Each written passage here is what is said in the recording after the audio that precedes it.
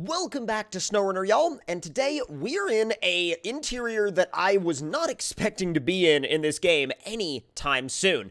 This is the inside of the Arctic Snow Cruiser. Now, if you don't know what the Arctic Snow Cruiser is, it's a really cool basically Arctic exploration vehicle project, and if you want to know more about the history of the Arctic Snow Cruiser, I recommend checking out a video that I'll have linked in the description below by a YouTuber named Callum. Now, that video goes in depth on the history and the development, basically the rise and fall of the Arctic Snow Cruiser, but today we're going to be talking about what it's like to drive and what it's like to use in SnowRunner. Now, let's take a quick look at the outside of the Arctic Snow Cruiser. Now, the Arctic Snow Cruiser is definitely a vehicular representation of the kind of what exploration meant to people in this vehicle's day and age, and I think it does a really good job in SnowRunner of actually kind of bringing that idea of sheer scale across. Now, there's nothing in the bed right now, but don't worry, once we go in and out of the garage,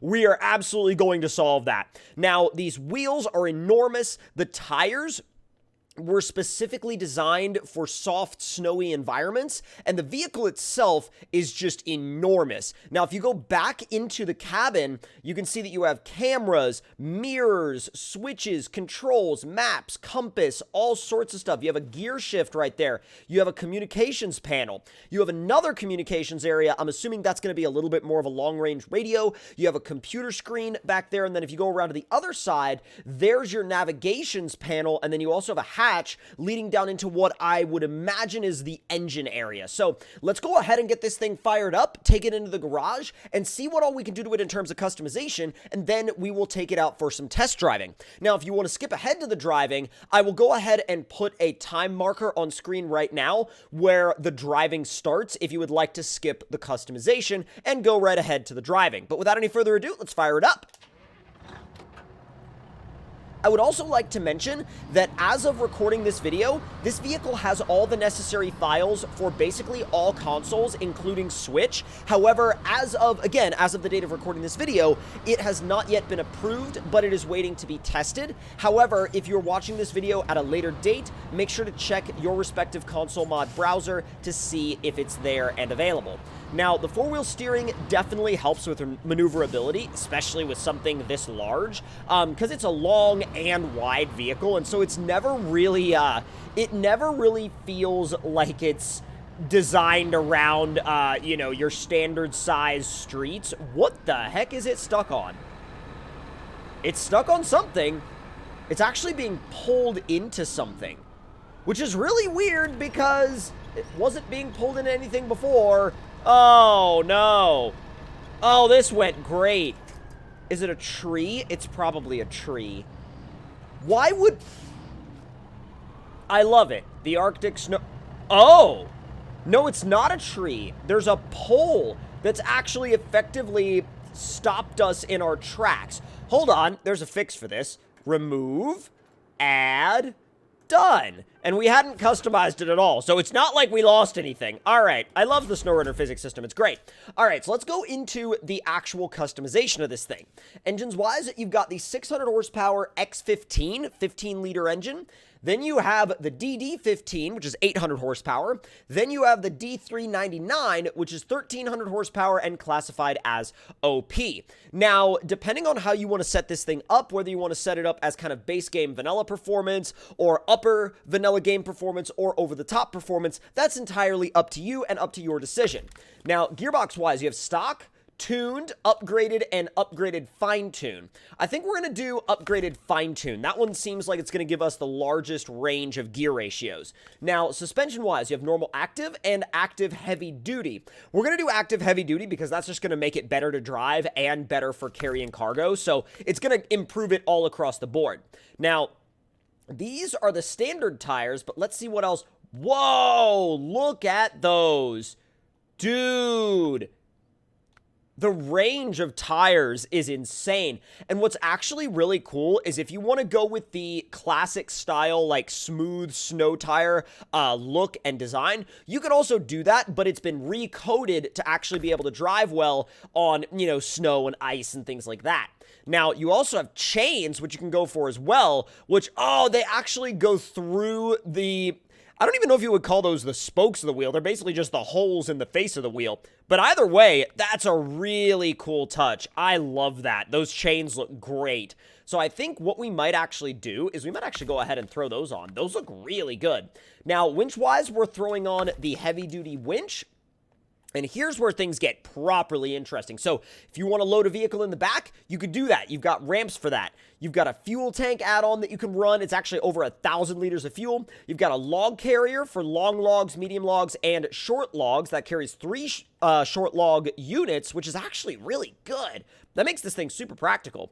3-slot flatbed, 5-slot flatbed, and van body add-on, which the van body add-on is kind of, that's like a continuation of the van body add-on from the base game, but it adds in a couple of other, you know, snow cruiser tires. It adds in, it looks like some gas cylinders, another fuel tank, and a generator. Really neat, though. I really like what they've done with it. I think it looks really good, too.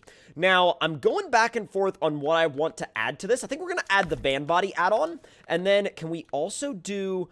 Oh, so we can do the van body add-on as well as the 3-slot flatbed, and I think that's a really good combination. And you can even add the ramps to that as well if you would like. Yo, you could put a plane in there!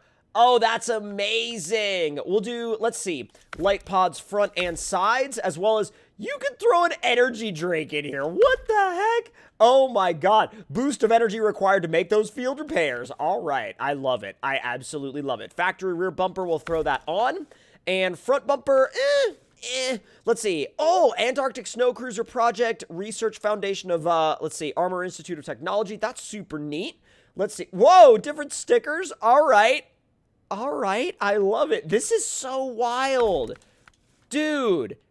This is actually legitimately insane, and you can switch up the color combination to whatever you'd like as well, but I'm going to stick with that classic red and yellow color combination because I love it, and you know we can't leave the garage without having beans on the dash. Yo, these actually hang on the shifter? Okay, that's super neat. I love that. All right, now it's time to take this thing for a proper test drive and see what it's all about. Oh, wow. Adding the upgraded engine and transmission really made a major difference in the way this thing drives. I mean, I knew it was going to, but I didn't realize it was going to make that big of a difference. It's always a toss-up on how much performance it's going to add because, you know, the performance rating system in this game isn't always exactly reflective of the same driving feel as, like, something else. Like, right, let's say you have one vehicle that's S plus rated and 2 other vehicles that are S plus rated. They may all drive and feel entirely different. Yo, okay, I see what they mean now when they said that this setup felt OP, because this is fast. This is actually wild from the interior view, because you sit right in the middle of the cruiser. Literally in the absolute center of the thing.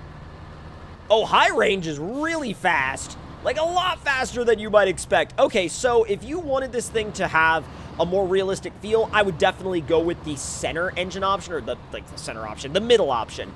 And if that's not your jam, you could even go with the base option to make it feel, you know, heavy and lumbering and slow like it would feel in real life. These are not fast vehicles. These are not fast vehicles whatsoever. Now let's take it down one of these snow testing lanes, because I really want to see what it actually does and if it'll continue to keep its speed in high range with these tires. Nope. That's going to be a massive no. Yeah, the answer to that is undoubtedly a nope.